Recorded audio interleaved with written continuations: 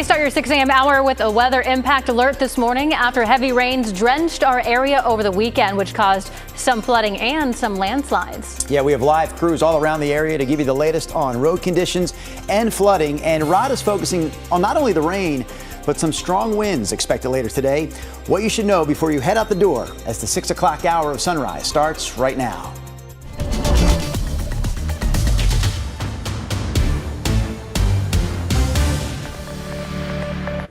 Good morning, and thank you for joining us on your Monday here. I'm China Green. And I'm Drew Carney. We just mentioned Rod Hill. He and Chris McGinnis both standing by right now for our first look this hour at weather and traffic. And I began, and Drew mentioned it, the wind threat, Valley Wind Advisory. The Weather Service has put this out. This is up and down I-5 from Albany all the way up through Clark County. Strong winds also expected up in Kelso, Longview. The wind advisory starts at noon, but it's clear that the strongest winds will be this evening. And we could be looking at multiple hours of 40 to even 50 mile per hour south wind gusts. This will be heavy rain and strong winds. And if we get the 4 hours or so of 40 plus mile per hour winds, we will have power outages, maybe lots of them. And to me, think about it, driving 40 to 50 mile per hour wind gusts, heavy rain coming down.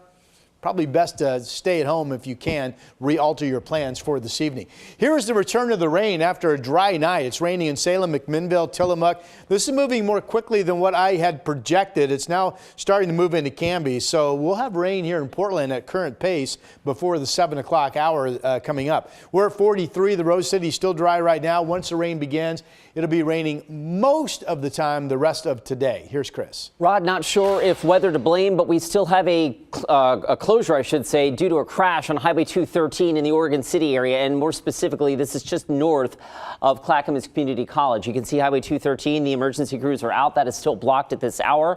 This crash happened in the 1 o'clock hour this morning. Meanwhile, on the west side, Cornell Road closed because of a slide yesterday. That's a photo from Peabot. That section of road between Thompson and Skyline likely to be closed all day.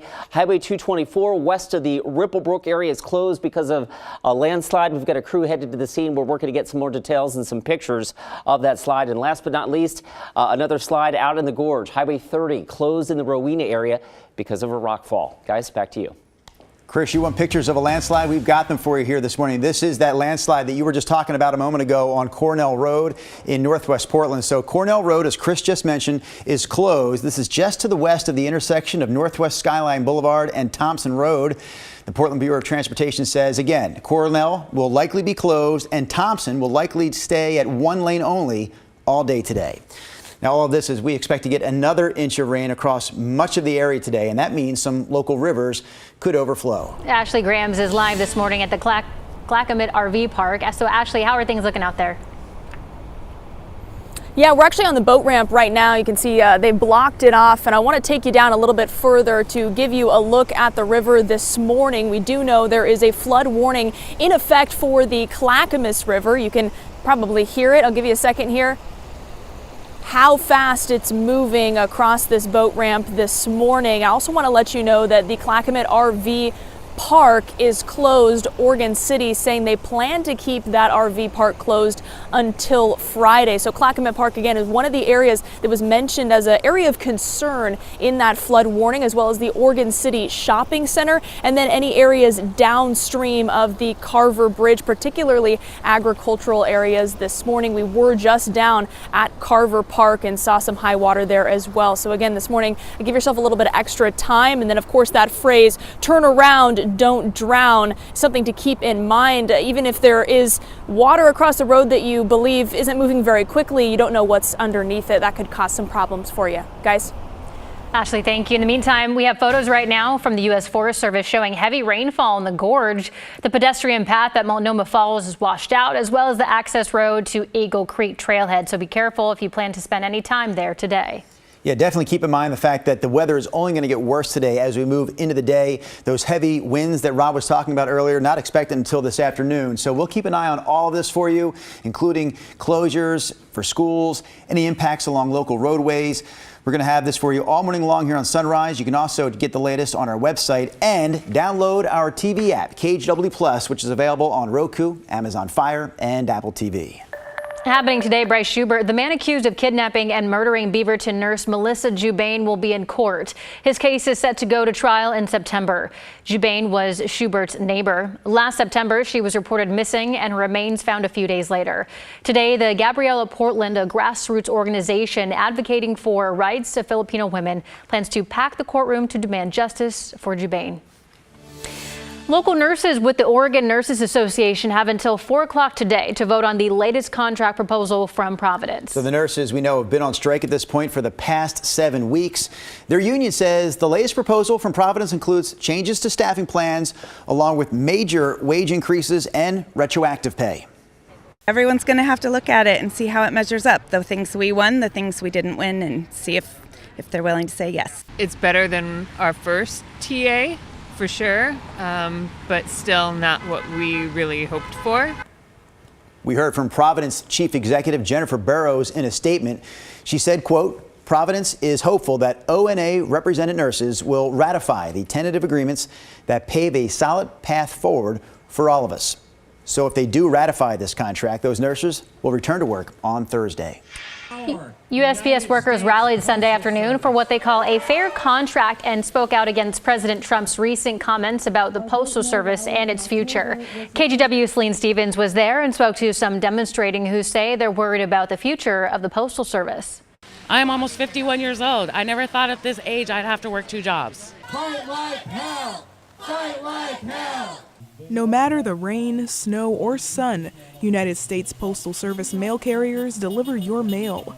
But Sunday, in the pouring rain, mail carriers, a part of the National Association of Letter Carriers, came out to rally. So our contract expired in May of 2023. We've been negotiating that contract since then, actually since before then.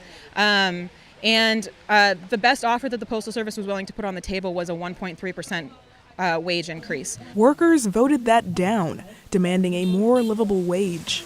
It's hard to just survive, and we're out here every day in this kind of weather, working, and we deserve a living wage and to be able to be made whole.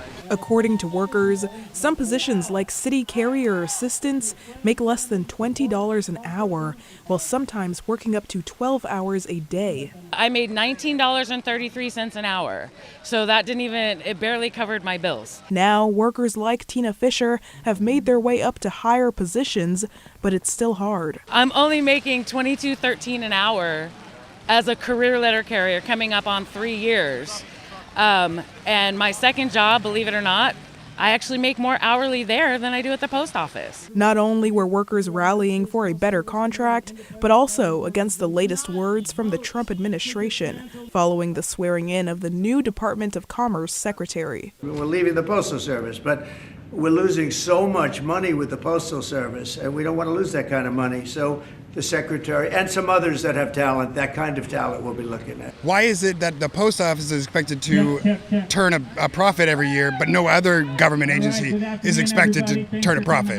Trump also mentioned potentially merging USPS with the Commerce Department, bringing up concerns of privatization. That would get us closer to privatizing, and it may not be an immediate thing, but it would be kind of a slow burn. We make those shipping rates cheaper for everybody, and with the privatization of the service, those rates are going to increase dramatically. Celine Stevens, KGW News.